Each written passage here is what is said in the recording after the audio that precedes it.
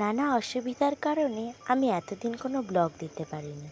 So আজকে আমি মল্লিকপুর থেকে ট্রেন ধরে সোজা বারুইপুরে গেছিলাম, কারণ কিছু মাস ধরেই আমি অ্যালার্জির সমস্যায় ভুগছি।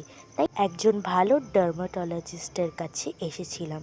তো এখানে এসে অনেকক্ষণ চেম্বারে বসেছিলাম।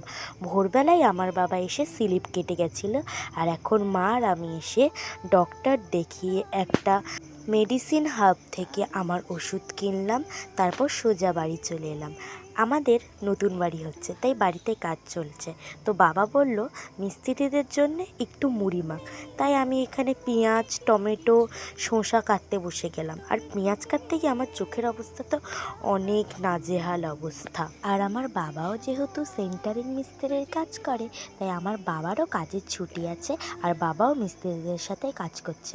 আমি চেষ্টা করব রেগুলার একটা করে মিনি ব্লগ দেওয়ার। তোমরাও আমাকে সাপোর্ট করো। প্রায় 2 বছর হয়ে গেছে আমার এই ইউটিউব চ্যানেলটা। অন্যান্য ইউটিউবারদের এতদিনে 1 লাখ সাবস্ক্রাইবার পূরণ হয়ে যায়, আর আমার রেগুলার ভিডিও পোস্ট না করার জন্যে এখনও 100টা সাবস্ক্রাইবারও উঠতে পারেনি। তো এখানে মুড়ি মেখে দিলাম, তারপরে আমি চাল ধুয়ে ভাত বসিয়ে মা সবজি কেটে দিল, আমি রান্না করলাম।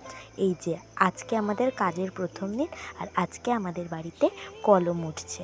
আমাদের জায়গাটার অবস্থাটা শুধু দেখো। আর কলে এরকম মাটি ফাটি ছড়িয়ে আছে বলে আমি পাশের বাড়িতে চান করতে চলে গেছিলাম। জাস্ট আমার মুখের অবস্থাটা দেখো। বাড়িতে ফিরে নিজের ডায়েট অনুযায়ী মিডিয়াম বলে ভাত নিয়ে আমি খেয়ে নিলাম। সো আজকের জন্য এইটুকুই। টাটা।